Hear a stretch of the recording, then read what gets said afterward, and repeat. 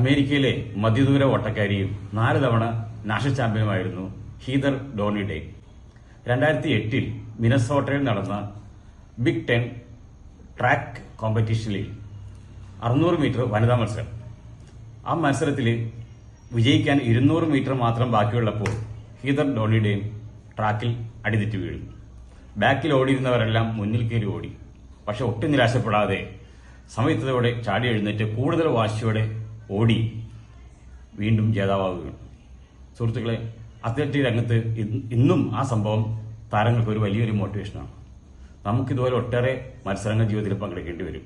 NEET വളരെ ടഫായിട്ടുള്ള competition, JEE, അതുപോലെ civil service, UPSC staff selection commission എക്സാമിനേഷനുകൾ, ജോബ് ഇന്റർവ്യൂസ്, ഇവിടെയൊക്കെ പരാജയപ്പെടാൻ ചാൻസ് വളരെ കൂടുതലാണ്. അവിടെ പരാജയപ്പെടുമ്പോഴും വാശിയോടെ വീണ്ടും മത്സരത്തിൽ പങ്കെടുക്കുന്നവരാണ് മത്സരാധിഷ്ഠിത ലോകത്ത് വിജയം കൈവരിക്കുന്നത്. All the best.